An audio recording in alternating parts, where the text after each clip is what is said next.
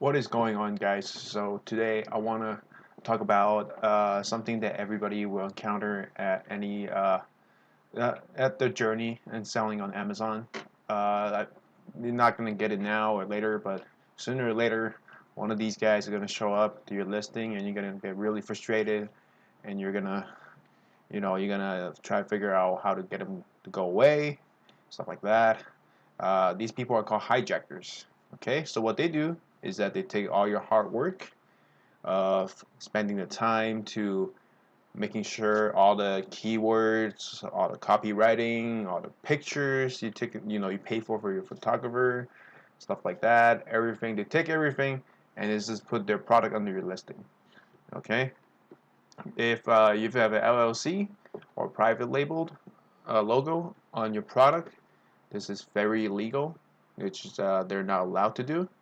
Here's a couple of steps that you can do, and in this video I'm going to show you how to do that. Okay, so without further ado, let's jump into it and see what we can do. Alright, so the first method you can do, which is probably the method that will get them to go away 90% of the time. It's called sending them a cease and desist letter. So what you do is that you see I would have Google pulled up. So you type in Amazon cease and desist letter. So let's try this one or sample. So unfortunately, I cannot provide you a template myself because if I provide you a letter myself and anything happens, I'm liable for what happened to you. So I can offer you a template of my own. But they're all over Google, as you can see right here. I just type in cease and desist, Amazon, boom, shows up right away. So there's this guy right here, he gave a template, and then there's another guy here.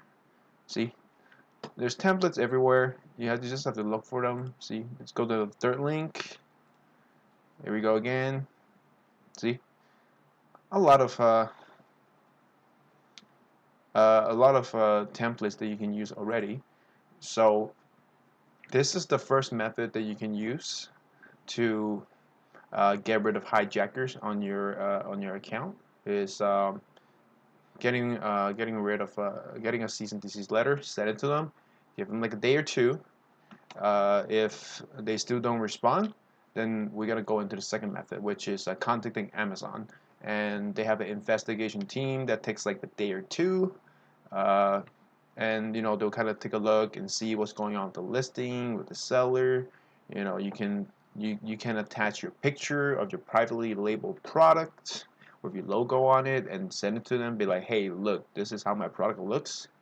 It has a logo on it, and they don't have it.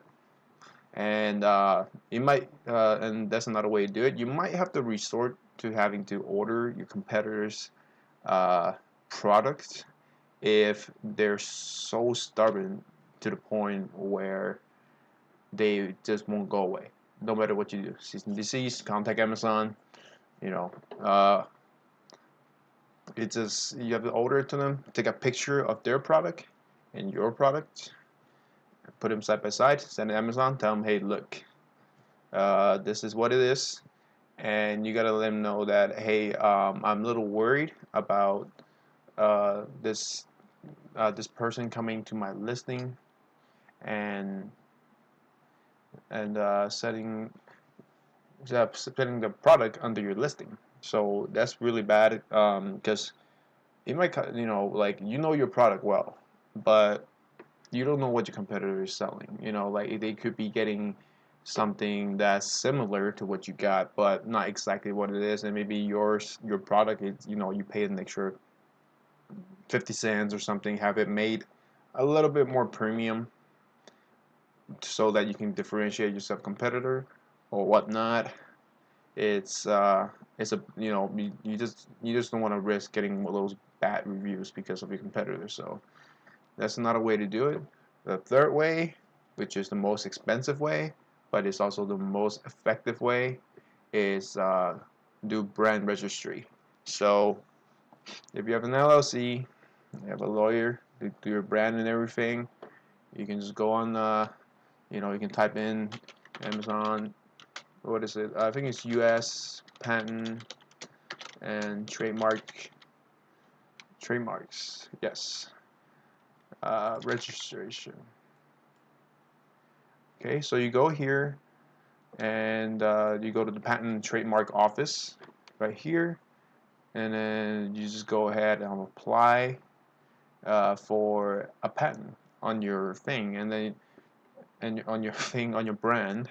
And what's going to happen is that um, this department right here, the U.S. Patent and Trademark Office, will give you a trademark number as well as a license or paperwork of some sort.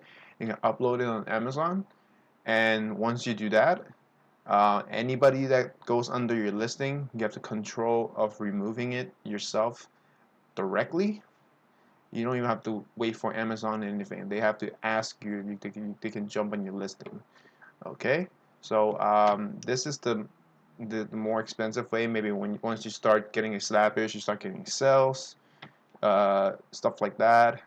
Then you might want to get a trademark so you can stop people from going on your listing. You don't have to waste every day, you know, worrying about if somebody's gonna hijack your listing, somebody's gonna take over your listing and start selling, start undercutting your price or anything like that. You just boom, one click and they're gone. Okay, and if they don't won't go away, you can sue them and they will lose the ability to sell on Amazon completely. Okay, so those were the three methods that I wanted to talk about how you can get rid of hijackers. If you have any other questions, feel free to hit the I'm not hit the, I mean the comment section below. And if you're on the mobile device, there's a bell and the subscribe button at the bottom, and at the top there's going to be a template coming up. You can subscribe. And yeah, if you have any questions, let me know, and I'll see you in the next video.